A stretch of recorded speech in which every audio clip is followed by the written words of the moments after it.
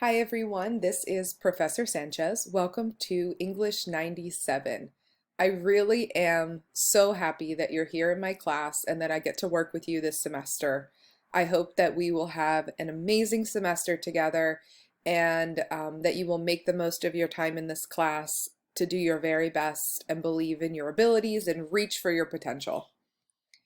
I want to get started by having you set a positive intention for the week. This is something I practice in my daily life and something that I've been doing with students for probably almost 15 years. Setting a positive intention changes the energy of a space, changes the energy of the work that you're doing for the week. So I'd like you to take a moment. If you want to, you can pause the video and write down your positive intention for this week and then let it go.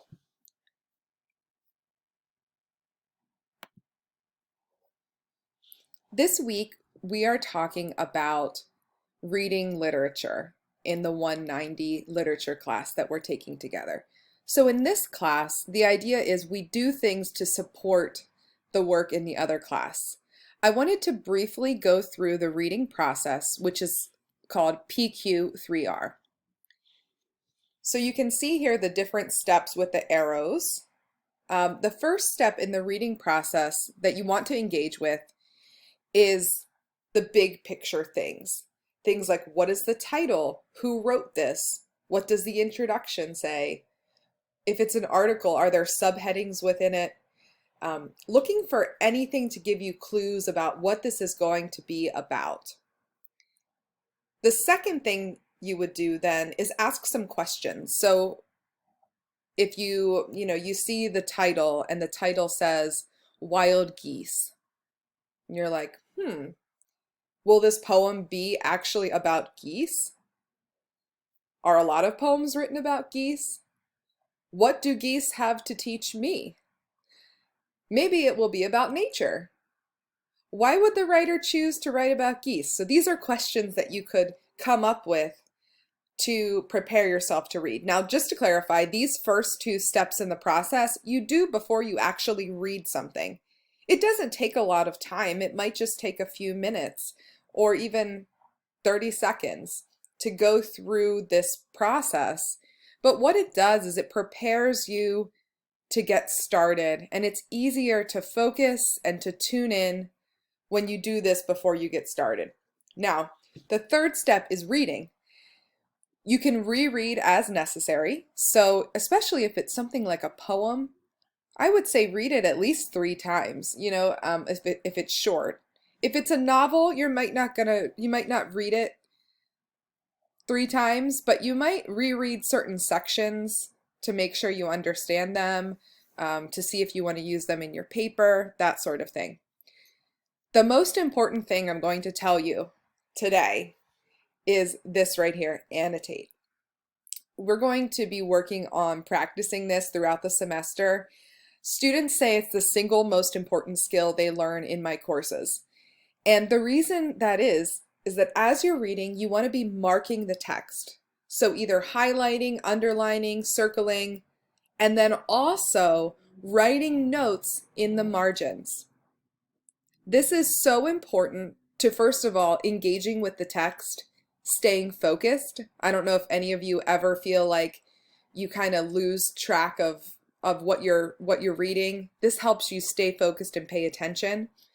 But the best thing of all is this will help you to not have to reread as much because you can go back and review your annotations to help you write the paragraph, write the paper, take the quiz, that sort of thing.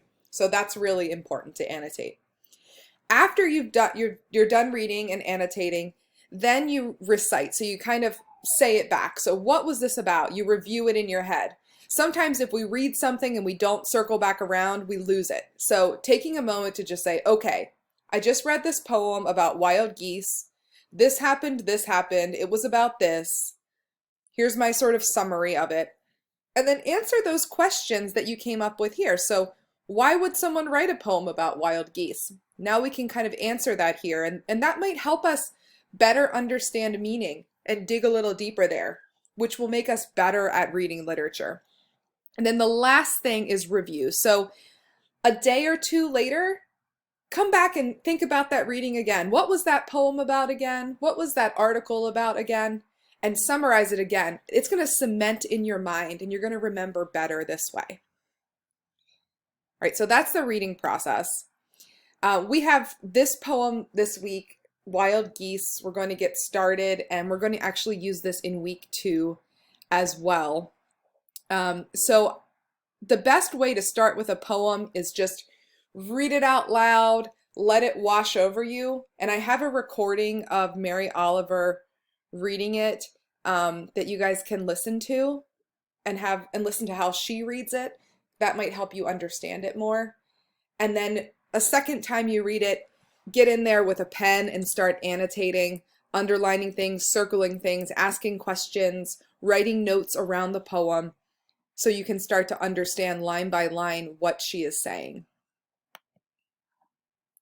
All right, so to focus a little bit more in on annotation, this is just a definition I found. It says annotating is any action that deliberately interacts with a text. So you are doing it on purpose.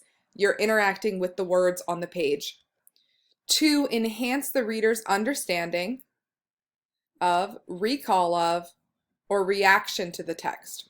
So the annotations serve to make you better understand something, better remember, and better react to the text. So you might have a stronger reaction to what you're reading if you annotate. Sometimes it's called close reading because you're really going in there and looking closely at the different words and the choices the writer is making. And it can involve highlighting or underlining and making notes in the margins. And when we work on annotation, we're going to focus on those two things. So you'll have to have both highlighting or underlining as well as notes in the margin. All right, that is it for today for this PowerPoint. If you have any questions on this, please let me know.